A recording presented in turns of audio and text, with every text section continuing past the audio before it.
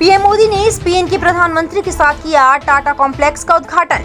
प्रधानमंत्री नरेंद्र मोदी और स्पेन के प्रधानमंत्री पेड्रो सांचेज ने गुजरात के वडोदरा में Tata advance system limited campus में C295 विमान बनाने के लिए संयुक्त रूप से टाटा एयरक्राफ्ट कॉम्प्लेक्स का उद्घाटन किया। ये सेंटर भारतीय सेना के लिए विमानों का निर्माण करेगा। इसमें बनने वाले C295 विमान भारतीय सेना के लिए मालवाहक विमान के तौर पर काम करेंगे। प्रधानमंत्री ने एयरक्राफ्ट निर्माण कॉम्प्लेक्स में निर्माण संबंधी प्रदर्शनी देखी, साथ ही उन्होंने इससे जुड़ी जानकारी भी ली। प्रधानमंत्री ने कहा कि भविष्य में निर्माण सेंटर सिर्फ सैन्य विमानों के निर्माण तक ही नहीं बल्कि यात्री विमानों के निर्माण को भी दिशा देगा। साल 2022 में प्रधानमंत्री ने टाटा एयरक्राफ्ट कॉम्प्लेक्स निर्माण की आधारशिला रखी थी। आज ये सेंटर पूरी तरह से तैयार है। प्रधानमंत्री मोदी ने कहा कि भारत में बीता दशक बदलते वर्ग कल्चर का रहा है। ऐसे में प्लानिंग से लेकर प्रोग्रेस तक सभी में बदलाव देखा जा सकता है। यही वजह है कि भारत अब डिफेंस क्षेत्र में निर्यात करता है।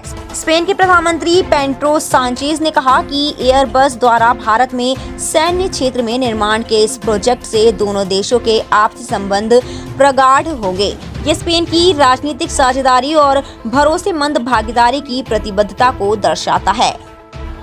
आज के इस कार्यक्रम को मैं ट्रांसपोर्ट एयरक्राफ्ट की मैन्युफैक्चरिंग से आगे बढ़कर के देख रहा हूं।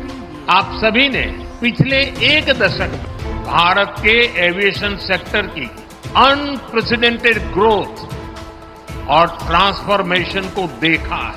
हम देश के सैकड़ों छोटे शहरों तक एयर कनेक्टिविटी पहुंचा रहे हैं।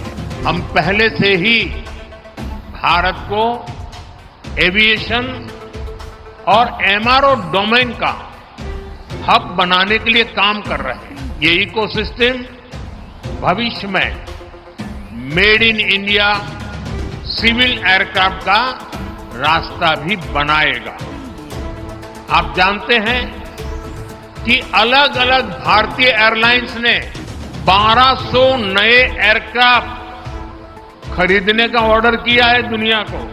अब शायद दुनिया की कंपनी किसी और देश का ऑर्डर ही नहीं ले पाएगी। यानी भविष्य में भारत और दुनिया की जरूरतों को पूरा करने के लिए सिविल एयरक्राफ्ट की डिजाइन से लेकर मैन्युफैक्चरिंग तक इस फैक्ट्री की बड़ी भूमिका होने वाली है। Airbus opens a new chapter partnering with India's defense and space industry. This project strengthens our industrial ties while underlying our country's deep commitment as a reliable and strategic partner. And it shows as well the capabilities of the Spanish defense industry with its world-class expertise and its well-earned international reputation.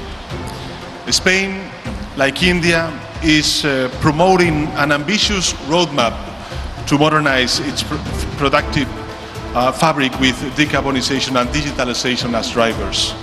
The automotive, aerospace, and renewable energy sectors are leading a genuinely strategic transformation that my country approaches with confidence and optimism.